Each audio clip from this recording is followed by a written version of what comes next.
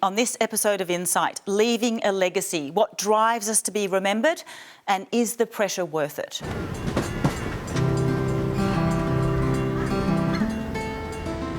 I was born and bred here, third generation farmer just out of town.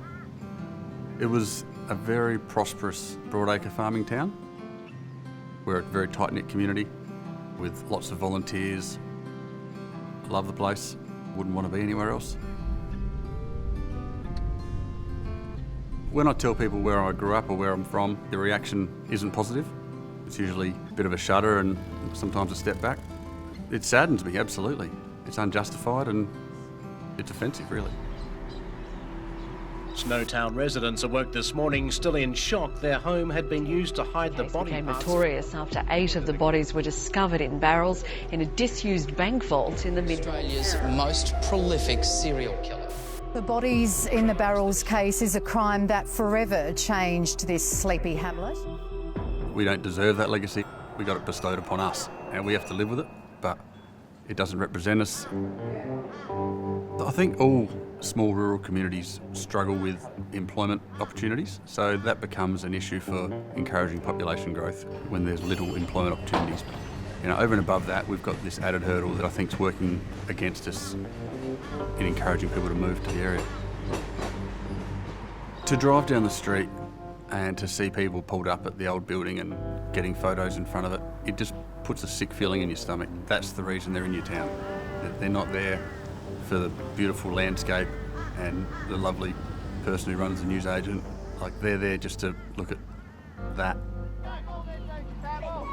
Seeing the next generation run around at footy practice, netball practice, it's a great feeling. It's hope. It's the future. I guess the concern is what sort of place we're going to leave them. Thank you so much for being here. Darren, can you remember the moment when Snowtown's reputation changed? I was just finishing up school in Adelaide. I just got in my car and on the radio it came up. There'd been bodies found in the bank at Snowtown. It's 25 years since that happened. What do you think of that sort of branding of your town? It's a burden, absolutely. Every 5 years we get the media beat up. We get them, they drive around town looking for someone to talk to and they just want to ask how we're feeling now, another 5 years on. Well, I was 17 when it happened and my kids are 13, 10 and 7 now, so it hasn't stopped yet, 25 years on, so I can't see it's going to. 50, 60 years on from this, they're still going to be asked the same question. How do you feel about that ongoing media attention? I can't stand it. It just brings it back. It doesn't let it go away. You're the chairperson of the Snowtown Progress Association. Do you have plans to change what your town is known for? Absolutely, yeah. We want to reinvigorate the town. We want people to see the positives of the town. So yeah, we're definitely working on aspects to change that. Why are you so driven to change Snowtown's legacy? It doesn't deserve the legacy it's getting. So it's just disappointing that that's the first thing people think of. It's that whole leave a place better than you found it. Let the next generation want to be there and want to live there. So, how would you describe your connection to your hometown? I love it. I volunteer in any aspect I can, part of the sporting clubs, the community groups. It's a place that makes you want to be there. Kathy, you recently wrote a news article about the pain of not having grandchildren. What prompted you to write that article? I was battling with the mixture of emotions that I had in listening with joy to friends talk about their grandchildren, at the same time as sharing their joy and wanting to hear about them and look at photos and so on. I found myself feeling something really strong viscerally, and it took me back to the grief of not being able to have a child. So I was struck with the grief of not being a mother and not being a grandmother. And I thought, well, I wonder how other people are coping with this. And I couldn't find anything written on it. So I thought, well, just to help me express my own thoughts and feelings, I'll write it myself. So I really needed to put it down into words. What response did you get to the article? Overwhelming. I submitted it for publication. It was accepted an hour and a half later. And the responses to the publication were amazing and very varied. And what struck me was that a lot of men responded with a lot of gratitude. It had made them think about the grief for them And I think often people think of grief as connected to death or the loss of something concrete, but really the grief of being childless and grandchildless, it's actually an abstract. So it's a very hard thing to put into words. Do you think your friends see their grandchildren as their legacy? They don't talk about it in that way. They talk about their grandparenthood with joy. And the sadness for me is when they share the joy of seeing themselves in their grandchildren. And I know I won't ever see that. And that just makes me sad. Damon, your father established a clock and a watch repair business that he owned for over 40 years. Was he keen to get you involved? Bringing me into his workshop as a very young fellow, about 2 or 3 years old, I'd be sat on a bench and they'd put a bit of timber in a vice and give me a hammer and let me hit it, thinking I was contributing to the action. And as the years went on, taking me to the shop and then eventually bringing me in for work experience when I was 16. So the intention was always there as an opportunity. Did you like that work experience? I enjoyed it, but I knew it wasn't for me. When you realised it wasn't for you, how did you feel? There's always that feeling you get that it's disappointment, and disappointment from your father's eyes, but the opportunity was there. So your father had built up this business and specific skills and a reputation for repairing timepieces? Absolutely, a vast reputation, probably one of the highest skill sets there was. He'd worked at many companies in the watchmaking industry in the 70s and then in 82 he decided to go and do on his own, and he was sought after and renowned amongst the community for being able to do things others simply couldn't, and was the authority and the teacher on the subject. You knew early on that you didn't want to learn your dad's trade and continue the business. Did that affect your relationship with your father? Not at all. In fact, we had the most wonderful relationship. We caught up at least once a week. We would talk about life and business and the utmost respect for what he did and vice versa. He discussed his will with you. What did he say about the business? Well, he was quite specific about it, and when I was looking him in the eye and said, "What do you want to do?" he said, "Listen, sell it. Sell it." It's, in his words, and I think it's not as many words were given as the emotion and thought behind it. I knew how important it was to him. I knew that was his life work, and he'd put so much into it, and he didn't want that for me. He didn't want me to go down a path of having to learn something new and starting again, so he'd mentally let that go. He didn't pressure you to continue his legacy? Not in the slightest. Did you feel differently about what he said to you? Yeah, absolutely. When I saw his eyes, and they were glazing over as he said it, the words he said were not what actually he was saying. Really? So he, of course in his heart, he wanted to see it go on. And he didn't know how that was going to happen, nor did, unfortunately, he know that 2 days later he wouldn't be there to know that. What happened after he wrote his will? What triggered all of those events was my mother was particularly ill in hospital and on life support 2 weeks earlier. We had to make some life decisions, and which turned out to be good, and she survived that. And he came to me and said, "Your mother doesn't have a will." So I'd organised that very, very quickly, and then said to him, "Well, you don't have one." So I'd actually, 8 o'clock at night, called up my solicitor and said, "Listen, my father's going to come and see you in 2 days' time. Please sort that out." So it was 2 days after that actual event that it all went down. I'm so sorry to hear that. Must have been such a difficult time. Devastating. Patrick, you're a professor of philosophy. What is a legacy? Well, you can think of a legacy as the bits of your life story that continue after you're gone, right? You can think of them as any of the projects or any of the choices or any of the concerns or passions that you've had that have changed the world in a way that's going to continue when you're no longer around. Right, so it's kind of linked to death, not to bring the mood down, but it's very much linked to that idea, and that can be anything from, you know, building a business empire through to just raising your kids so that they're going to be okay when you're no longer around. So any of those things, I think, can probably count as a legacy. It's a very broad definition, but that also means we're all generating these things all the time, just in the way in which we live. Is legacy an old-fashioned concept or something that many of us still actively think about and pursue? Your legacy is just your reputation after you're gone. It's the part of yourself that lives in other people. And so we don't control it. We can't actually exert full kind of authority over it. We care about it very much because we want other people to value us the way we hopefully value ourselves. What happens if we inherit a legacy that we actually do not want? Are there sort of pressures around that? Yeah, absolutely. I mean, you can absolutely get pressures to, say, carry on a family business or to carry on a family tradition or a cultural tradition or something like that, where there may be good reasons not to do that. So it is about just balancing those different kinds of value that are often in tension. And again, there are also some legacies that maybe should be repudiated as well, because of course, moral progress happens, and what may have been a good way to do things 50 years ago or 100 years ago may no longer be the right way to carry on. Sim, you inherited a family responsibility after your parents passed away. Tell us about that. When my parents passed away, I inherited kind of a legacy which I've been experiencing since I was a child. And that is, I'm now the guardian and financial manager and manage all of my younger sister's day-to-day life. She has a profound intellectual disability, schizophrenia, and now has Alzheimer's. Your sister is now 57. At what age did you start caring for her? The moment I became functional, I suppose, as a human being, so probably around 5. We were always, siblings like us were always referred to as the third parent. So it happened from a very young age. How do you feel about that responsibility, I guess, your parents saw for you?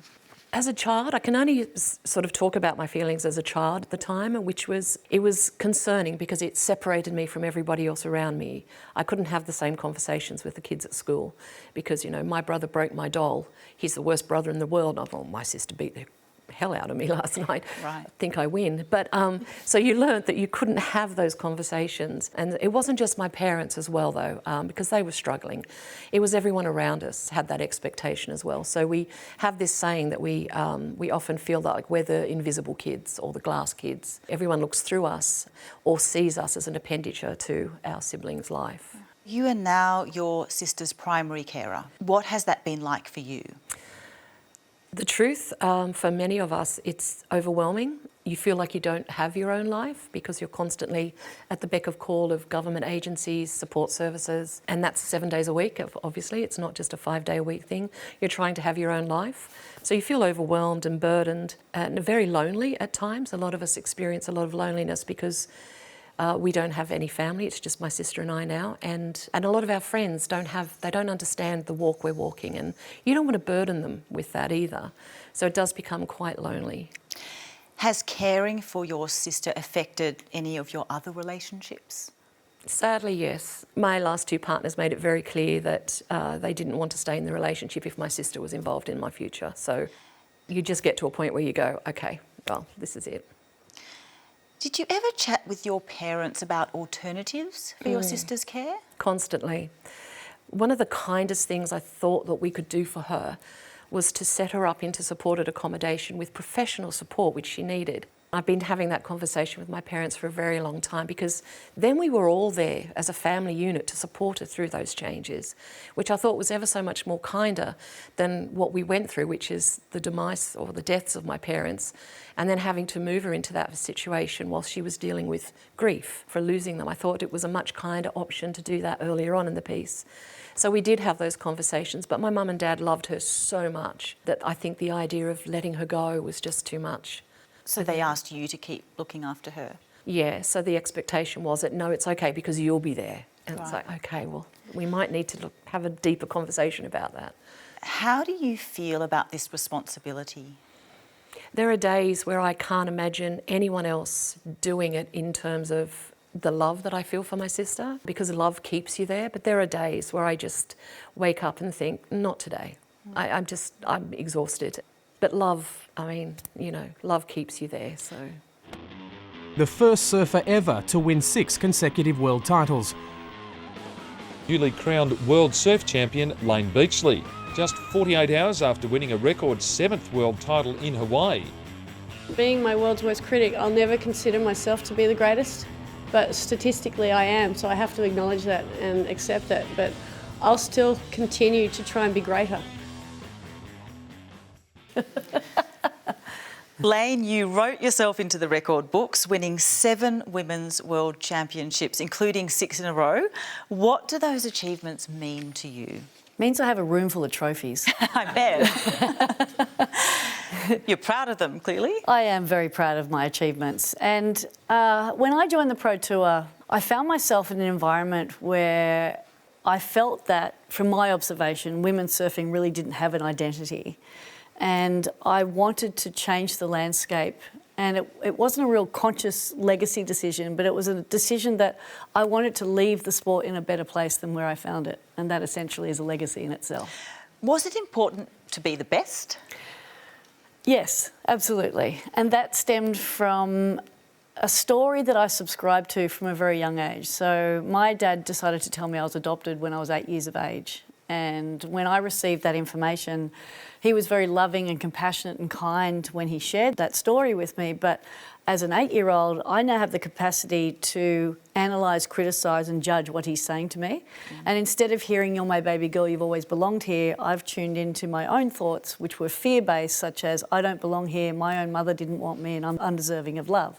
So I thought, how can I prove to the world that I'm deserving of love? I know, I'll become a world champion. And so I then decided what I was going to become a world champion of. And at 15, I chose surfing and went on to become a 7 times world champion, because one was obviously not enough. You joined the championship tour in 1990. Yep. What was it like at the time? It was sexist, it was misogynistic, it was just a really unhealthy place for women to be. The ocean itself is quite threatening and intimidating, but when the guys are out there, you double that intimidation. So when we were on tour, there was this common knowledge that women were treated as a sideshow. We were second-class citizens in the world of pro surfing. We didn't have an industry that backed us. The governing body didn't believe in us, and our male counterparts didn't really want us there either. So we were, yes, just kind of disregarded, disrespected. But that's really what drove me to change the landscape, to change the playing field, and to ensure that the next generation that came in after me didn't have to endure the same levels of hardship and challenges that my generation and my predecessors had experienced. How did you push for that change? I decided to use my position of influence and my voice. I basically broke down barriers and put myself into situations that most women wouldn't. So, for example, I joined the Pro Tour board. I pushed myself onto the board of directors and said, I'll share my voice and speak on behalf of women surfing. I started challenging myself in bigger ways, because one way to earn yourself a great reputation and respect in the world of surfing is go and surf waves that are bigger than most guys would surf. I would go and actually surf against the guys. So I was constantly challenging the status quo. How did other people respond to that? Sometimes well, sometimes not so well. I obviously was referred to as cocky, but perhaps I was just overly confident. A fine line there, Patrick, is there? I'm not sure. But you're the psychologist or a professor. But from my perspective, I put a very clear stake in the sand. I wanted to be the best in the world. And to achieve that, I had to surround myself with people who were better than me. And unfortunately, a lot of the guys that were better than me attempted to intimidate as opposed to elevate and support me. But for every one of those guys that was giving me a hard time by pulling on my leash or pushing me off my board or splashing water in my face or paddling up to me and saying, "You're a girl, get out of the water," and I just look at them and go, "What are you doing out here then?" Every one of those guys that gave me a hard time, there was another guy sitting next to me that said, "I believe in you." And so I learned the value of finding my allies to achieve success. And did things change for women in surfing? They most certainly did. I challenged the status quo to the point where I fought for pay equity, I fought for opportunity to surf in equal waves. But the biggest change that we've seen, and one of the proudest moments of my life, was when surfing announced pay equity for women back in 2018. I understand you got a phone call about that equal pay deal. Well, the CEO of the WSL, which is the World Surf League, rang me and just said, "We're announcing this tomorrow. I'd like to let you know that you're part of the driving force behind this change, and we're extremely proud of you and just really grateful for what you've done for women surfing." And I just cried. I just went. I did not expect to receive that phone call. I did not expect to receive that level of recognition. And I certainly did not expect to see women surfing be one of the first sports to announce pay equity. Wow. What does leaving a legacy mean to you? To me, it actually means leaving the world or your sport or your environment or your family in a better place than how you found it. And that was my inspiration when I joined the tour, and it's still my inspiration today. Tim, you hadn't planned on leaving a legacy, but you have? What is it? I love planting trees, and I love planting them in places where I think a tree should be.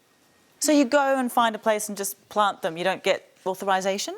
Well, it all started, my children were born at Campbelltown Hospital. My son Bailey was born, he's 20 years old now. And when they were born there, I couldn't believe how terrible the car park looked. It was treeless. It had gardens, but it had no trees planted in the gardens. So to start with, I tried to get council to plant trees there. And then one day I just thought, it was on a Sunday, I just thought, well, why don't I go and plant trees there? So I took up 12 Manchurian pear trees and I planted them in the car park. You get a shovel, pop them in the ground, yeah, go about your merry way. You just go up there like you're getting paid to do it. And it's amazing the banter you get as well from people as you're doing it, because they just assume you're getting paid to plant them as well. So that was a great story because those trees grew beautifully. The hospital's since been redeveloped and now it has been professionally landscaped and it looks fabulous with native trees and it looks amazing. But I am happy because 2 of the trees that I planted are still in that hospital and I had 2 children that were born in that hospital, so it's sort of like an omen. They look beautiful. I think those 2 trees are now, what, 6 metres high? Yeah. Amazing. Have you planted trees anywhere else? Well, then what happened was the boys grew up and I started taking them to school. I noticed the car park and I couldn't believe that trees wouldn't be planted around a car park. So once again, one day I went down there and I planted the trees. And those trees, they're Chinese elms, I planted on one side of the car park, and on the other side of the car park I planted Waterhousey floribundas, which are a native tree. And then I had to go and look after them, I had to water them, because you can't just plant trees and walk away. So I've watched those trees grow, and those Chinese elm now, I get great pleasure from that because I pass those trees every day, and I noticed they built a block of units opposite them, and the workmen would go down and sit under the shade of those trees and have their lunch. That is so rewarding. Why do you plant these trees? Because there should be trees there. Is it a sense that you're doing it for the future? I'm not thinking about that, not at all, no. No, I'm just thinking, well, there should be trees here. Well, someone should plant them. Well, why don't I be someone? Do you ever tell anyone that you've planted the trees? Never. No. I don't do that because I want them to grow. I want them to be tall and to be big before anyone knows. And then I might do a story on them because I'm trying to encourage other people to plant trees as well. And I'm trying to encourage Campbelltown Council to plant more trees and other councils to plant more trees as well. You've been doing this for 21 years now. How many trees would you say you've planted around Western Sydney? I've planted hundreds of trees. I've planted thousands of trees, obviously, because I'm a horticulturist and I love trees, but hundreds in public places, and it's beautiful to watch. People love trees, so why don't we plant them? Patty, you're an author. You've written more than 10 books. Do you consider your books a legacy, your legacy? I guess they are, in a way. I was just thinking that the first book that I had published, which was probably 35 years or so ago, was called The Last One Who Remembers. And I realised it was actually came from one of my great aunts. I had 5 maiden great aunts. They didn't have children and they didn't live public lives. And one of the great aunts said, when the last one who remembers me is gone, then it will be like I never existed. And it really struck me that the only way that they could keep on existing was in a story. And then I thought, maybe that's the way that all of us can keep on existing, is actually in stories. So I did some research and found out that the very first written story that has ever been found, which is the Epic of Gilgamesh, was actually, in the end, it was about friendship, but it was actually in the end, it was about doing things that would be written about so that you would be remembered in future, so that when you were gone, people would still know that you existed. So I think all of writing is about that, is about actually saying we were here, I was here, don't forget me. You run workshops to help others to write their family history. What motivates us to do that? There's a lot of different reasons. I think sometimes it's for healing. But I also think there's a lot of people in Australia from very many different cultural backgrounds, and their children and grandchildren don't know what it was like to grow up in a Vietnamese village, say. So they want to hand on the stories that their children and grandchildren know what life was like. So it's very much about handing the story on to others, I think, to their family, but also to their community. Bindu, you took one of Patty's workshops. Why did you do that? I actually arrived at her classes to write about something traumatic that happened to me as a child. So I'm a survivor of sexual abuse. So I was writing to heal myself, but I also wanted to add in all the bits and pieces about what was so beautiful about my childhood. And so doing Patty's course allowed me to beautifully embed the trauma into descriptions of things like dancing mustard seeds that I witnessed as a child, in the kitchen and things like that. So that's what happened. And then something else, as I carried on writing, I realised I was telling my daughter something about my grandfather, and then I realised they knew nothing about my ancestors. So then I went in search of my ancestors, and then I realised that all the women had been written out of my family history. They'd been literally erased. And then I discovered that I needed to go back and retrace their stories, because they kept coming in dreams and visions and saying, you've got to write about us.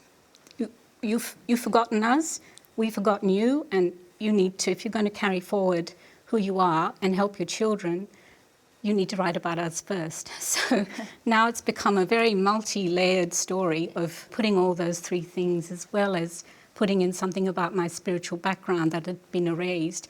When you erase the women, you erase the divine feminine as well in my culture, which got erased. So I'm bringing all of that back in. So yeah, that's how I've been working on it for 10 years. Wow. So. You have 2 adult daughters. Yes. How do you think writing your memoir will contribute to your family history? I think it'll be very helpful for them, because they consider themselves to be Australian, and they got married last year, and they're married to people from a different culture.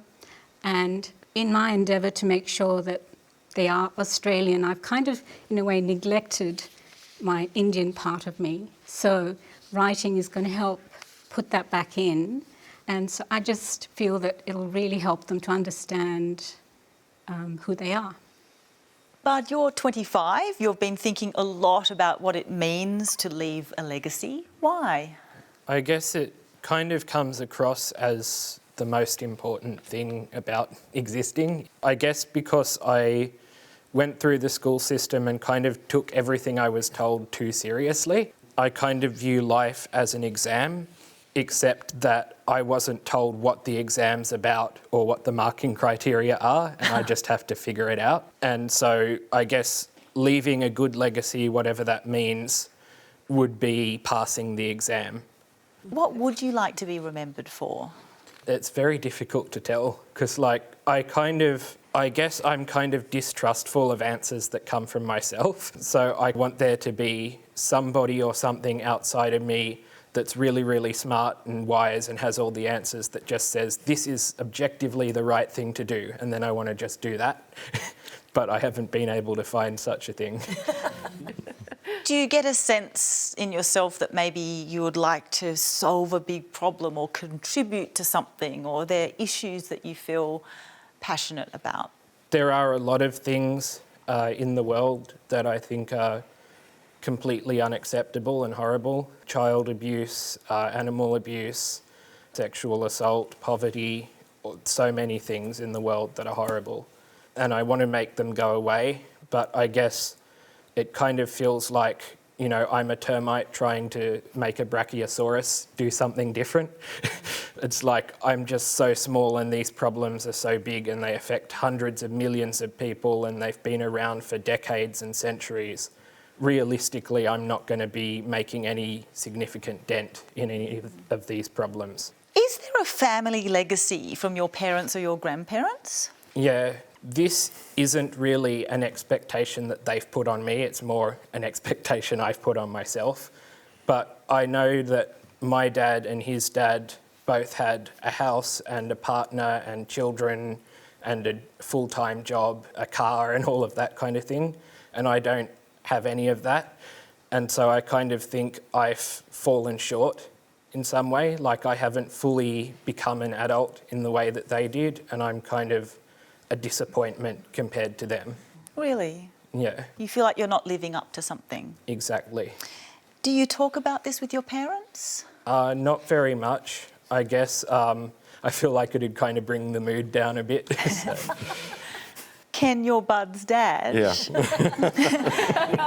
He's obviously a very deep thinker, your son. What's it like to hear his thoughts around this? Overwhelming. When I was his age, I was anything but normal. I didn't have a house or a car or anything like that when I was his age. My life was completely different. I don't think I've ever really sat down and talked to him about what I was like at his age, but certainly I think he needs to give himself time. How do you feel when you hear him say he feels like he doesn't measure up? I feel the same way. I don't think I measure up either. I think if you feel like you've measured up, you've probably got to go away and think a bit, you know.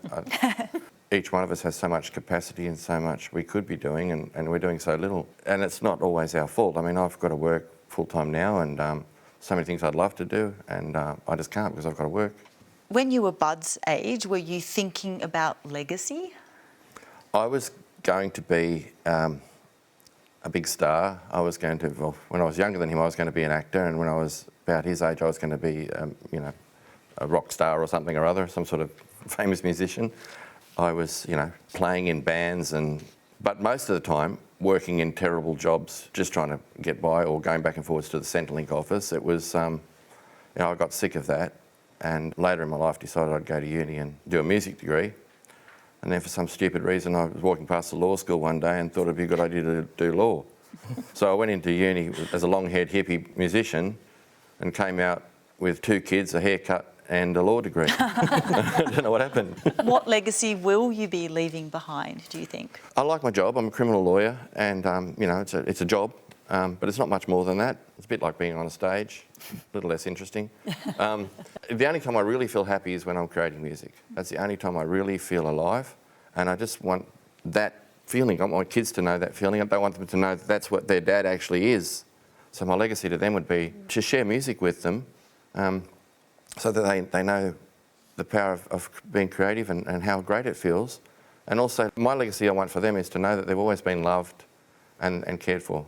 From my parents, my dad worked in the Arnott's Biscuits factory, my mum was a part-time drama teacher, but they always put food on the table, and Dad got up every morning, went off to work, and came home every day.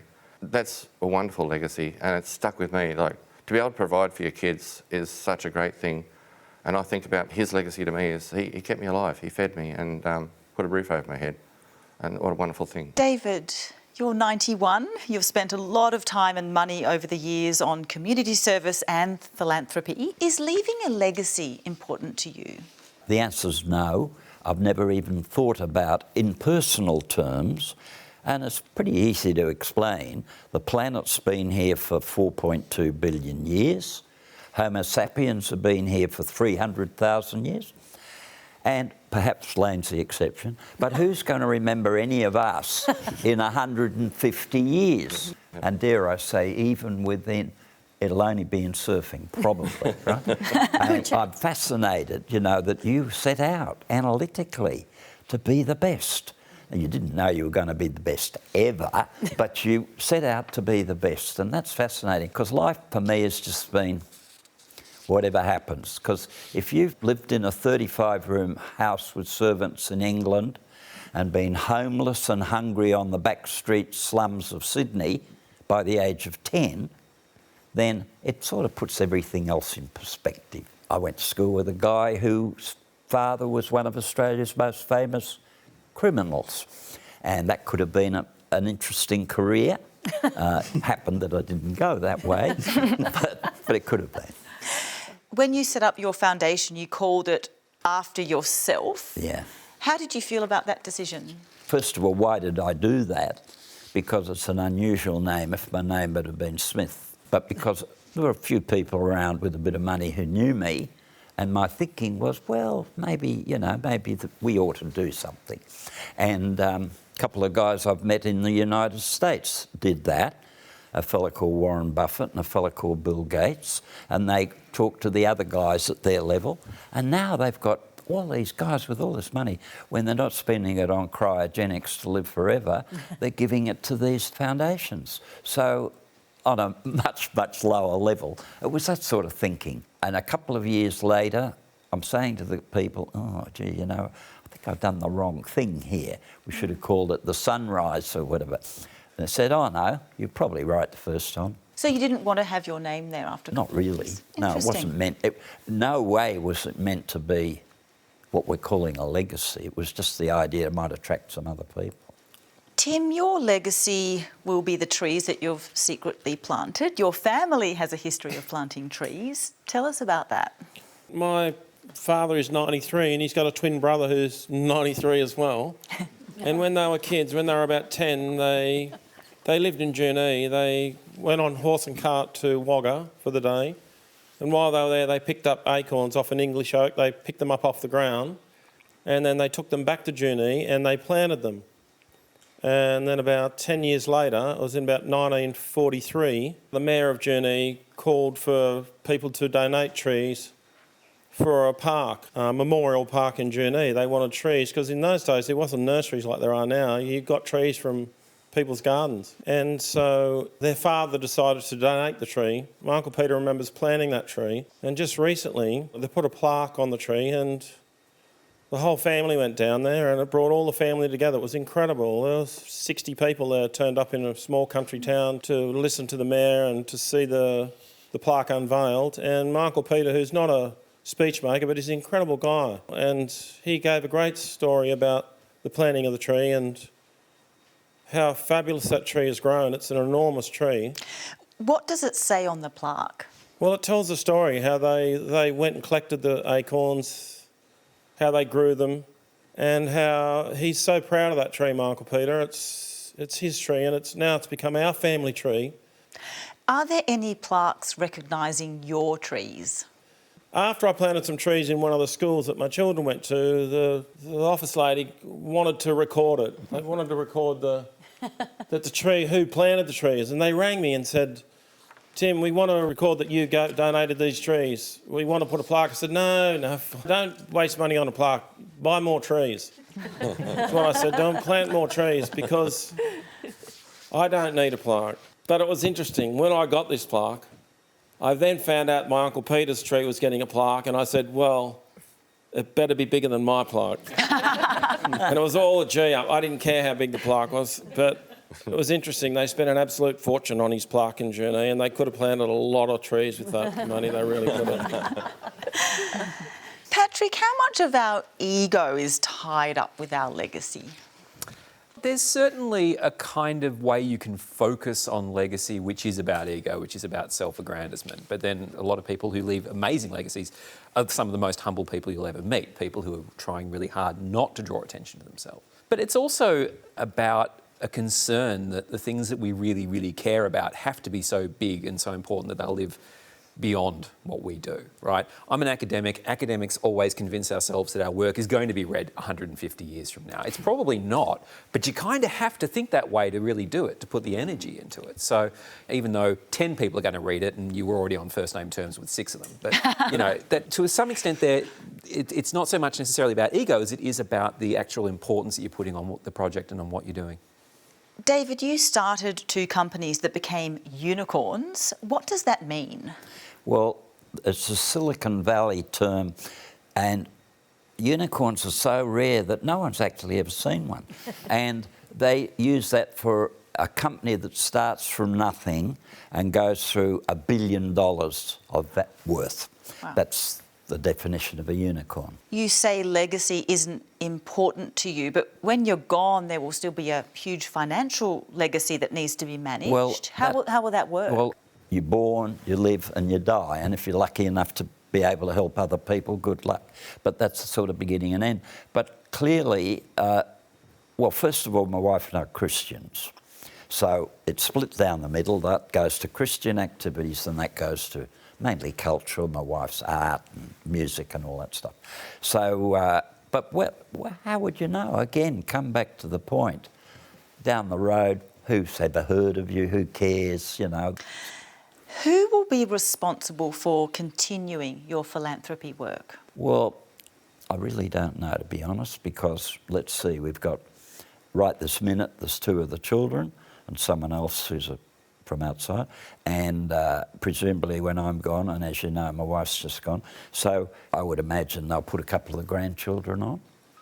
Damon, your father owned and operated a clock and watch repair store for over 40 years. While he was alive, you didn't plan to join the business. What did you do instead? I worked in real estate, and over the past couple of years I've started and run my own real estate business as well. In his will, your father asked you sell the business. Here's what you did. We received the call. It was 1 o'clock in the morning. It was from my mother, and she said to me, "Damon, it's your father." He'd had a fall in the family home during the night. He wasn't coming to. At the time he was passing, I went to hold his hand. The last thing I said to him was, "I'm going to make you proud." And I was walking outside to start making those important phone calls. What was running through my head was the shop, the staff, the customers. These are highly trained people that my father spent years training, and that has to continue. What I learnt was it's bigger than me. It was in my DNA that thought came to light, that this will continue forevermore. Quite an interesting one. So looking at probably 1800s, called a Verge fusee. Watches, clocks, barometers, music boxes, and some of those pieces can date back to the 1700s, and they've been in families for generations on generations. We are custodians of the pieces because they have a life well and truly beyond us. We come across so many different notes and hints and messages from the past. In some cases, we'll receive a clock in that will have his notes still in the clock from 40 years ago. That's what the balance is. My father worked up into that last afternoon. He never got to stop and enjoy what he built. He never got to reflect on what he did. What I felt was a tragedy at the time is now gone full swing the other way. His skill set's been passed on to the tradespeople within the shop. His long living legacy of the clock man still lives in everyone who brings a piece to the door and then walks out again. Every time I walk through this door, the feeling now is a sense of proudness, a sense of achievement and a sense of future. What is it like to now follow in your father's footsteps? It seems an absolute natural journey. Really? Yeah, it's nothing that I planned, it's nothing that I ever thought about in the moment. It's a decision made within. It's instinctive. Your father doesn't know his legacy has continued. How does that make you feel? Well, after watching that and hearing it again, it's a very emotional experience. I don't know how he'd feel. And is it important? Because it's bigger than him and it's bigger than me.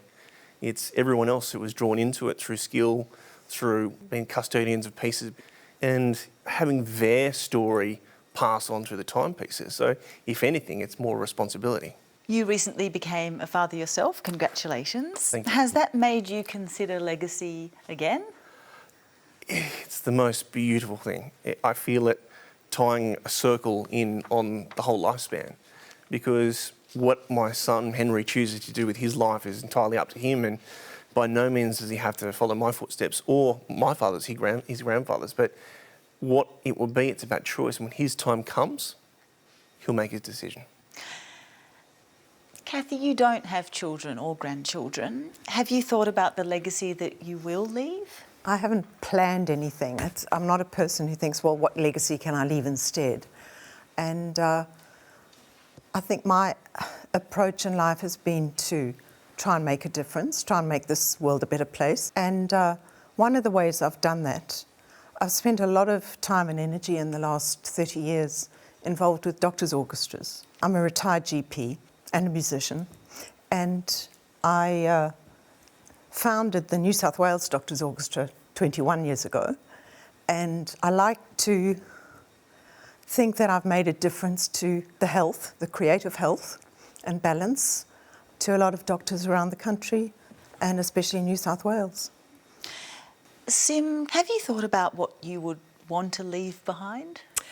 I think the legacy of always being able to be someone who was seen in our, our support group, someone who's always put their hand up and said, you know what, none of this is actually quite nice for us in a lot of ways, but we can support each other. I have this firm belief that in building people up, not bringing people down or tearing people down. And I think that that's kind of the best legacy we can have. And being the end of the line, obviously my sister can't have children, but I chose not to have children. There will be no one to remember me in 10 years' time because there will be no one to remember me. So I've created my own little, it sounds really weird, and you guys don't laugh, but I've started writing my eulogy publicly because I know what I want people to remember me as, and I don't want it to be my sister's carer. There's so much I've learnt in life. I've travelled the world. I've had this amazing experiences. So I think my legacy is all that beautiful wisdom that I've learnt through all the beautiful cultures that I've been visiting. That would be my legacy of. It doesn't need to be the legacy of my sister. It needs to be something that I own. So I've started my own page on social media, and I'm writing down, putting all the photographs of all the beautiful things that I've seen in the world, but also what I learnt in that. So I think that's a big part of a legacy that I'd like to leave. David, outside your businesses and charity work, are there any legacies like life lessons that you would want to pass on to your family?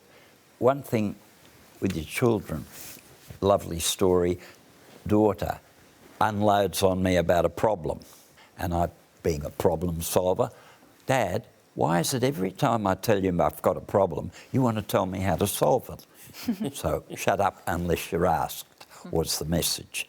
And so it's for others. I can't go around and tell people so many things that you can see in the big world that you're almost certain you know the answer, and even sometimes you're right, occasionally, and you can see them going down this path and you know it's right. But what can you do? We're just such little people in a big world. I spent 15 years as an adjunct professor. I'm not sure anybody ever listened to me. Your wife passed away only a few days ago. Yep. I'm so sorry to hear that. Yeah. Oh, God. Have you thought about what legacy she has left behind?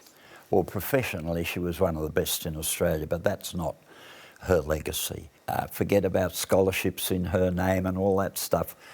The real legacy is that people will remember her as a lovely person. Yep. Darren, you would like to change the legacy that was given to your hometown of Snowtown following the discovery of murder victims there 25 years ago. You also floated changing the town's name. How did that go? Put forward the concept in the community, didn't go down well, and obviously we've moved past that. But I guess the issue is the media have painted this up every 5 years. So if all I can ask is if there's a heinous crime committed, if they named it the Bunting murders, if they name it anything other than the location, the burden that's putting on locations, you can't wipe it off. Like, it just sticks. But how are you feeling after hearing what other people have said about legacy, given that you're not quite sure how to go about it? I guess even more unsure. Oh, really? Yeah. I'm so sorry about that. That's all right. Everybody who has spoken today, whatever they found it from within. I don't think that I'll be able to go and steal like someone else's legacy idea. Like, I have to have my own one. And you're only 25. You've got a lot of time, like your dad says. Yeah. Lane, you retired in 2008. You're now heavily invested in charity and mentoring. Why is it important for you to give back? A variety of reasons. I love sharing my experiences to shortcut the struggle for other people. And it was the champions and the people that I had around me who I refer to as my dream team. It was their guidance and support and wisdom that made my journey a lot easier. So if I can have that same impact on somebody else, then it makes it all worthwhile. How do you feel about this concept, Lane, that David was mentioning, that, hey, after about a generation, no one remembers our names? How do you feel about that with your name so well known? It's a little bit confronting, David. I've never thought about it like that. And Yeah, so I'm not really focused on... go on. It will go on. It will naturally find its own momentum and its own rhythm, but I've never really thought about, will someone remember my name in 150 years? That really doesn't matter to me. But at the end of our lives, we all just want to know that our lives did matter and they mattered to somebody. Thank you so much, Lane, and thank you to you all for being here. That's all we have time for. Thank you too for joining us. You can catch up on this episode or any others on SBS On Demand. I'll see you next time.